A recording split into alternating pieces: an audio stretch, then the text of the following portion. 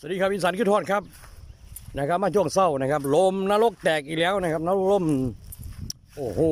ลมโคตรลมเลยครับเอา3 ตัววันที่ผมเอาขึ้นนะครับยังอยู่เหมือนเดิมนะครับอันนี้ก็ตัวสีแสดเชือกนี่ตึงแห้งนะครับตึงจนดึงถีบอะไรแล้วครับพี่น้องนะครับหัวจะลงไหนวอนะครับมันสังเกตลมนะครับลมโคตรเลยครับลมนรกแตกเลยครับนี่สร้างแบ่งนะครับมาเอาลงไห้นะครับโอ้เอาลงบ่ได้เลยเอาถอดตรงมือนะครับสร้างแบ่งมาซอยนะครับตอนนี้มาไหวแล้วซอยนะครับมาลาไปซอยลูกไปนะครับลมแห้งกักสร้างแบ่งเอาขึ้นมองมือขึ้นน่ะเอาลงไปเอาลงแล้วนี่ให้สร้างแบ่งลงไห้นะครับวาวแลนหมู่บ้านนี่ครับขึ้นนี่สนุกตีหลังแทบๆ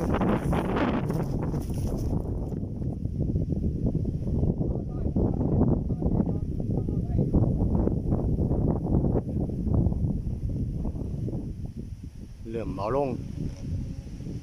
มันตีหลังวะ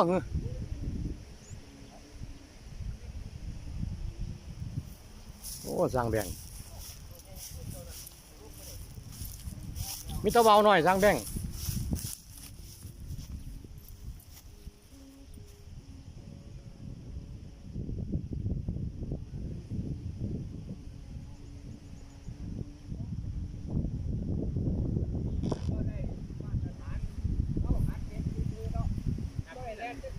ชุดได้สร้างแบ่งแต่ว่า2 ตัวนี่ใหญ่ก้อยน้อยหนึ่งแต่ว่าปีกแข็งแห้งนี่เราตัวนี้สีแจ่ด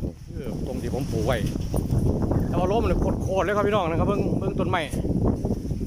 โคตรแล้วยังต้องเอาลงนะครับจำเป็นต้องเอาลงนะครับเป็นได้สร้างแบ่งนักเกินเนาะ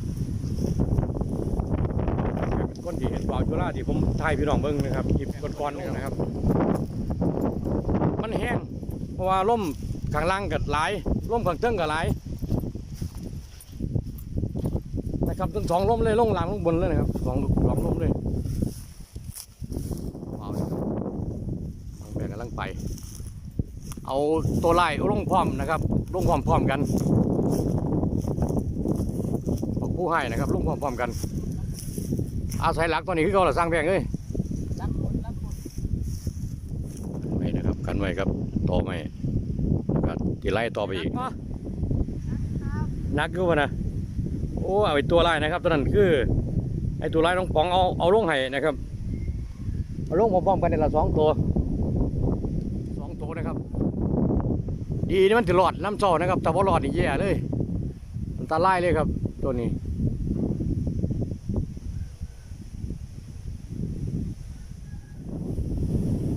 ทั้งป๋องหนึ่งมันของพี่ก็ได้ลูกของต้นไม้แถวนั้นก็ได้ตัวที่2 ตัวไล่นะครับกำลังที่จะมาลงเดี๋ยวสั่งแบ่งเบิ้งทั้งพุ่นนะครับสั่งแบ่งครับน้องป๋องนะครับตัวนี้บอกตัวไล่ครับไอ้ตัวสีสมนี่คือตัวสีสมนะครับสั่งแบ่งเอาลงนะครับตัวสีสมโอ้ยนะครับลำบากแห้งไอ้จึงหัวมันถึงมาพันนี่เนาะลมเนาะเข้าว่ามันเข้าอันนี้ทำติสั่งแบ่งตัวสีสมนะครับสนุนี่ขาด100%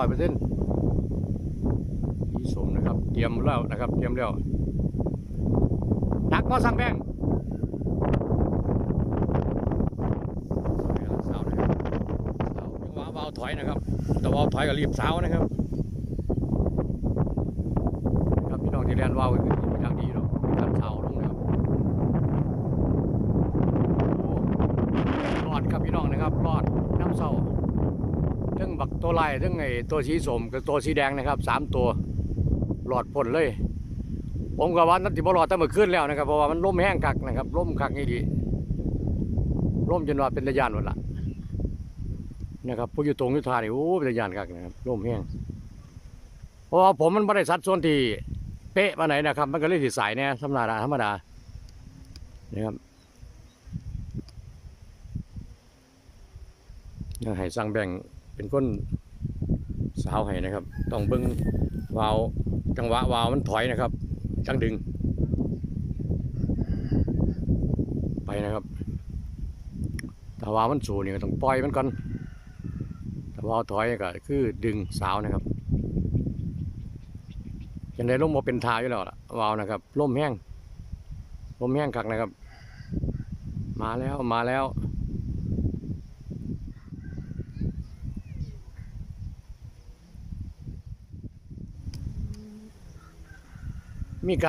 มีเสียงสนุกเสยจำเป็นนะครับเอาแล้วครับปีนลงไปแล้วครับเรียบร้อยแล้วเอาปีนท้องปังดังตรวจเข้าเลยด้วยสร้างแหวงเด้อมาซอยน้องป๋องวะนี่กองจ้องอยู่ถือว่าหนักอยู่เด้เมื่ออาการแล้วนะครับหนักเติบอยู่นะครับเพิ่งวาวตัวลายนะครับตัวลายพระเอกของเฮ้ามันนี่นะครับไอ้ตัวร้ายนะครับ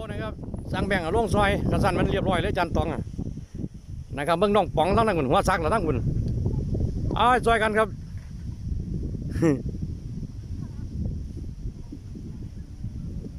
นะครับเป็นตัวร้ายบอกตัวร้ายนะครับไอ้ตัวร้ายเนี่ย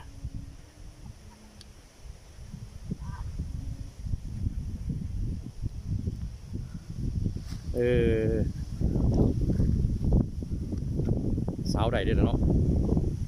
โอ้นุ่งสูงครับพี่น้องบอกพระเอกใหญ่ครับพระเอกใหญ่ของนะครับก็เบาตอนนี้สาวบอกตัวลายลงมาตัวที่สามครับตัวที่สาม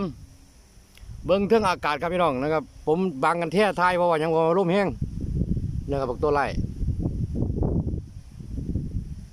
สนุกดังดี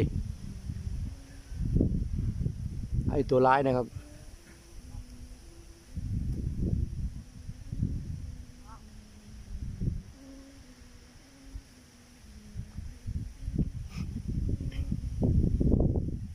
ดึงถอยลงมาเรื่อยๆนะครับตัวลายนะครับ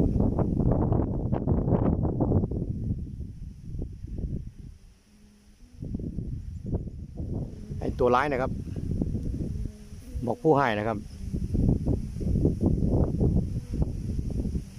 สนุกก็ดัง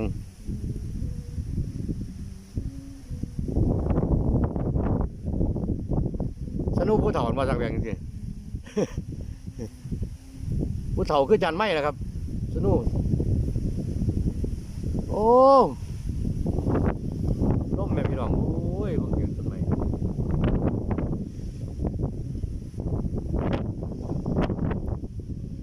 โดนๆยังได้ยินเสียงเติร์ดกันนึงครับค่อยๆลงแล้ว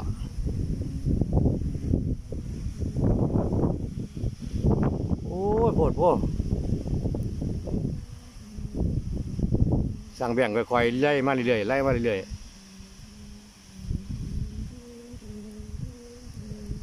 ว่าไหวปะนะ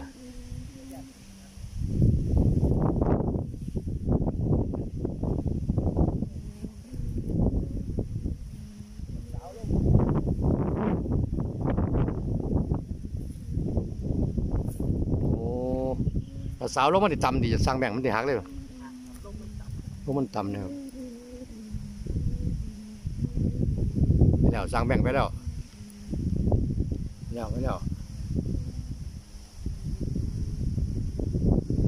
ครับเพิ่งวาวกับสั่งตัวหน่อยนะครับ